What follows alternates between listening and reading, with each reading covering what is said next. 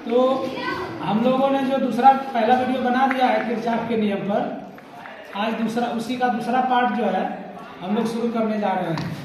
दूसरे पार्ट में हम लोग किरचॉफ का दूसरा नियम हम लोग पढ़ रहे थे। किरचॉफ का दूसरे नियम को हम लोग वोल्टता का नियम अथवा लूप का नियम अथवा पास का नियम भी कहते हैं। वोल्टता का नियम, लूप का नियम अथवा पास का नियम भी कहते हैं।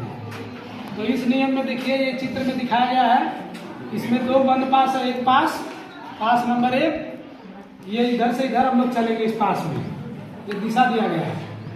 और पास नंबर 2, इस पास में हम लोग किरचॉफ का जब नियम लगाएंगे तो इधर से इधर चलेंगे इस तरह से। ऐसे तीर दिया मतलब इधर से चलेंगे इस तरह हम।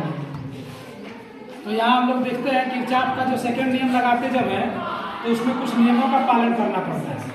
वो नियम क्या है कि जब हम लोग धारा की दिशा में चलते हैं तो धारा को धनात्मक लेते हैं, धारा की दिशा में चलते हैं तो धारा को धनात्मक लेते हैं, और धारा की विपरीत दिशा में चलते हैं तो धारा को ऋणात्मक लेते हैं। पहला नियम। दूसरा नियम इसी में है कि जब हम लोग सेल में प्रवेश करते हैं, सेल से गुजरते हैं तो ऋण सिरे से धन सिरे की तरफ गुजरते हैं तो वैद्युत वाहक बल को धनात्मक लेते हैं, और यदि धन से ऋण की तरफ गुजरेंगे तो वैद्युत वाहक बल को ऋणात्मक लेंगे। तो आइए हम लोग देखते हैं उस नियम को फॉलो करते हुए कि जब बंद पास नंबर 1 में किरचॉफ का नियम का जब पालन करते हैं, किरचॉफ का नियम लगाने पर ये हो गया I1 × R1। ये हम लोग इधर से चल रहा है ऐसे, तो यहाँ से ऐसे चल रहा है। इसका मतलब जो प्रतिरोध R1 है, R1 में कौन सी धारा बह रही है? I1। तो I1 के संगत प्रतिरोध R1 है, तो प्रतिरोधों का गुणनफल हो गया I1 R1। प्रतिरोधों का गुणनफल हो गया I1 × R1। हम लोग इधर से चल रहे हैं, मतलब धारा की दिशा में चल रहे हैं, तो I1 R1 को प्लस लेंगे। I1 R1 को प्लस लिया हुआ है। इसके बाद अब इधर से चलते हैं, इधर आते हैं, फिर इधर घूम जाते हैं ऐसे, और इस समय इसकी जो धारा कौन सी बह रही है? I2। इसके पीछे कौन सा प्रतिरोध है? R2। इस पथ में, परिपथ में R2 प्रतिरोध है, तो I2 × R2, I2 × R2 लेंगे। लेकिन इसमें हम लोग जा रहे हैं किधर से? इधर से, धारा की विपरीत दिशा में। धारा की दिशा इधर है और हम उधर जा रहे हैं, तो I2 × R2 को माइनस में लेंगे, और इसी परिपथ में बराबर E1 - E2। E1 - E2 कहाँ से आएगा? इस परिपथ में जब हम लोग घुसेंगे तो ये पहला सेल लगा है, सेल का वैद्युत वाहक बल E1 है। इसमें हम लोग इधर से इधर जाएंगे तो किधर से घुस रहे हैं? ऋण सिरे से प्रवेश कर रहे हैं और धन की तरफ निकल रहे हैं, तो E1 को प्लस लेंगे।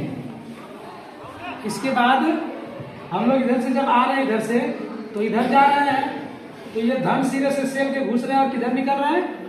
ऋण सिरे की तरफ निकल रहे हैं, तो E2 को क्या लेंगे तब? माइनस लेंगे। तो बंद पास, पहले बंद पास में समीकरण ये बनेगा। इसके बाद हम लोग देखते हैं बंद पास नंबर 2 में। बंद पास नंबर 2 में किरचॉफ का द्वितीय नियम लगाने पर ऐसे हम लोग चल रहे हैं, तो यहाँ से देखो ये R2 है, ये I2 है। I2 के संगत प्रतिरोध R2 है, दोनों का गुणनफल I2 R2 होगा, और हम धारा की दिशा में ही जा रहे हैं। ऐसे धारा की दिशा में ही जा रहे हैं। ये जो धारा उधर से उस सेल से आ रही है ऐसे आएगी, इस सेल से आ रही है ऐसे जाएगी, तो हम लोग धारा की दिशा में जा रहे हैं, तो I2 R2 को प्लस लिया हुआ है। फिर यहाँ जाएंगे तो यहाँ जो धारा बह रही है I1 + I2, I1 + I2 किस प्रतिरोध में बह रही है? R3 में, तो यहाँ I1 + R2 धारा हो गया, उसके संगत प्रतिरोध का गुणनफल R3 हो गया। इसके आगे भी प्लस लेंगे क्योंकि हम धारा की दिशा में ही चल रहे हैं। फिर इसके बाद इसमें जो हम लोग चलेंगे तो इस तरह से चलेंगे, यहाँ से चलेंगे तो ऋण सिरे से प्रवेश करेंगे और धन सिरे पे निकलेंगे, तो वैद्युत वाहक बल E2 को प्लस लेंगे कि माइनस? प्लस लेंगे, क्योंकि ऋण सिरे से प्रवेश कर रहा है। तो ये I1 R2 + I1 I2 × R3 बराबर E2 हो गया, समीकरण नंबर 2। इन समीकरण 1 और 2 को हल करके हम लोग I1 I2 और I3 के मान को ज्ञात कर सकते हैं। इसी में एक टॉपिक थोड़ा सा ये छूटा हुआ है कि इस सेल से धारा निकल रही है, सेल का ऋण सिरा, ये सेल का धन सिरा है। इधर से हम लोग, इसमें धारा I1 निकल रही है, इधर आ रही है। इस सेल से जो धारा निकल रही है I2 निकल रही है, इधर आ रही है। अब यहाँ से I1 I2 दोनों मिल गए तो I1 + I2 हो गया। I1 I2 इधर से जाती हुई धारा, इसमें जो I2 इसमें से निकली थी वो I2 इसमें चली जाएगी इधर, और जो I1 निकली थी वो इस तरह से होती हुई इसे होकर के ऐसे चली जाएगी इसमें से। तो बिंदु ए पर एक संधि बन रही है। बिंदु ए पर क्या बन रही है? संधि मतलब जोड़ बन रहा है। इस पर बिंदु ए पर अगर हम लोग किरचॉफ का प्रथम नियम लगाएंगे तो यहाँ से जो धारा आ रही है I1 और इधर से जो धारा आ रही है I2, दोनों जुड़ जाएंगे। तो यहाँ से गुजरने वाली जो धारा होगी I1 प्लस I2। तो ये किरचॉफ का द्वितीय नियम, किरचॉफ का द्वितीय नियम है अथवा वोल्टता का नियम। इस नियम से यह नियम जो ऊर्जा संरक्षण के सिद्धांत को दिखाता है। पहला नियम किसके सिद्धांत को दिखाता था? आवेश संरक्षण के लिए, आवेश संरक्षण को दिखाता है। लेकिन दूसरा नियम जो ऊर्जा संरक्षण को दिखाता है, दूसरे नियम को वोल्टता का नियम भी कहते हैं। आज की वीडियो में बस इतना ही, फिर मिलेंगे हम लोग दूसरे वीडियो में।